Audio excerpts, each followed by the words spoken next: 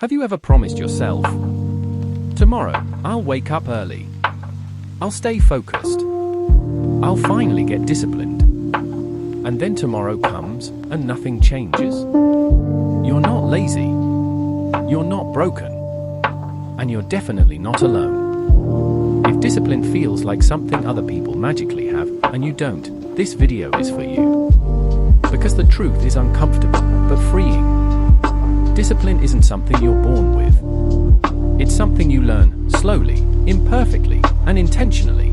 Let's talk about how discipline really works. Most intelligent, capable people struggle with discipline for one simple reason. They rely on motivation. And motivation is emotional. It shows up when it feels like it. Discipline shows up even when it doesn't. That gap between knowing what to do and actually doing it is where frustration lives. And once you understand why the gap exists, discipline stops feeling like punishment and starts feeling manageable. Now let's break this down, chapter by chapter.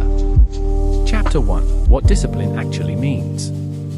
Most people think discipline means forcing yourself to suffer. Grinding through tasks you hate. Living like a robot with no freedom. But real discipline isn't about control. It's about alignment. Discipline means doing today what your future self will thank you for. Not perfectly. Not aggressively. Just consistently. Think of discipline like brushing your teeth. You don't wait to feel inspired. You don't debate it every morning. You just do it because it's part of who you are. That's the kind of discipline that lasts. Chapter 2. Why willpower keeps failing you. Willpower feels strong at the beginning. That's why New Year's resolutions feel powerful for about a week.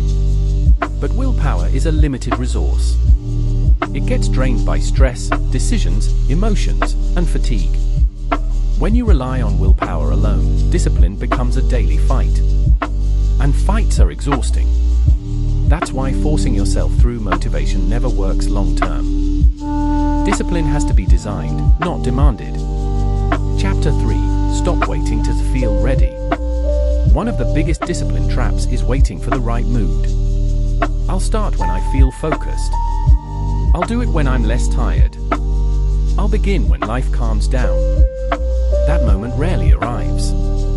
Disciplined people don't feel ready more often. They just start before the feeling shows up. Action comes first. Motivation follows later. Waiting feels safe. Starting feels uncomfortable. And discipline grows exactly in that discomfort. Chapter 4. Make discipline smaller than your excuses. Most people fail at discipline because they aim too big. They want a complete life transformation overnight. But discipline isn't built through dramatic changes. It's built through small, repeatable actions that feel almost too easy. 5 minutes of effort beats 1 hour you never start. Consistency beats intensity every time. When discipline feels heavy, it means the system is too big. Shrink the task, not the goal. Chapter 5. Identity comes before discipline. Here's a subtle shift that changes everything. Instead of saying, I need discipline, disciplined people think, this is just who I am. They don't ask, should I do this today? They ask, what would someone like me do next? When discipline becomes part of your identity, resistance drops. You stop negotiating with yourself. You don't force discipline. You become the kind of person who acts disciplined. Chapter 6. Remove friction, not yourself. Most people try to change themselves. Disciplined people change their environment. They make good habits easier and bad habits harder. They reduce decisions. They remove distractions before they become temptations. Discipline isn't about being strong in a weak environment. It's about being smart in a supportive one. When friction disappears, discipline feels natural instead of forced. Chapter 7. Discipline and emotional honesty. Here's the part no one talks about. Sometimes lack of discipline isn't laziness. It's emotional avoidance. You avoid tasks because they trigger fear. Fear of failure. Fear of not being good enough.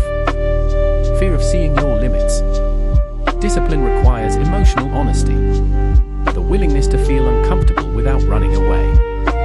Once you stop fighting the emotion and simply allow it, action becomes easier. Chapter 8: Why Consistency Beats Intensity. Intensity feels impressive. Consistency feels boring. But boredom is where discipline lives. Doing something small, every day, without drama, that's discipline in its purest form. Disciplined people don't rely on heroic effort. They rely on routines that carry them forward when motivation disappears. Progress isn't loud. It's quiet and repetitive. Chapter 9: Rest is part of discipline. Forcing yourself non-stop isn't discipline. It's burnout. True discipline includes rest, recovery, and self-respect. Knowing when to push and when to pause. If you only associate discipline with pressure, your mind will resist it. But when discipline includes balance, it becomes sustainable. You don't build discipline by punishing yourself. You build it by supporting yourself.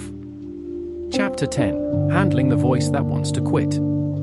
That voice will always exist. The one that says, skip today. Do it tomorrow. One day won't matter. Disciplined people don't silence that voice. They simply don't obey it. They treat it like background noise, not an authority. You don't need to win every internal argument. You just need to act despite it. Chapter 11: Discipline is built in private moments. No one sees most acts of discipline. There's no applause for showing up quietly. But those private decisions shape your self-trust. And self-trust is the real reward. Each time you keep a small promise to yourself, your confidence grows without you noticing. Discipline isn't loud confidence. It's quiet reliability. Chapter 12: Discipline is a skill you practice, not a trait you have. Here's the most important truth. You don't become disciplined once and stay that way forever. You practice discipline. You drift. You return. Again and again. Missing a day doesn't make you undisciplined. Quitting does. Discipline isn't about perfection. It's about coming back faster each time you fall off. And once you understand that, discipline stops feeling like force and starts feeling like self-respect. Because in the end, discipline isn't about controlling your life. It's about choosing it. And that choice, you can make it today. If discipline has always felt hard or out of reach for you, remember this: nothing is wrong with you. Discipline isn't about being strict or harsh with yourself. It's about learning how to show up, even in small ways, consistently. If this video helped you see discipline differently, or made you feel a little more capable than before, take a second to like the video. It really helps this channel grow. And if you want to keep learning how the mind works, how habits are built, and how real change actually happens, make sure you subscribe. We're building progress here, quietly, patiently, and for the long run.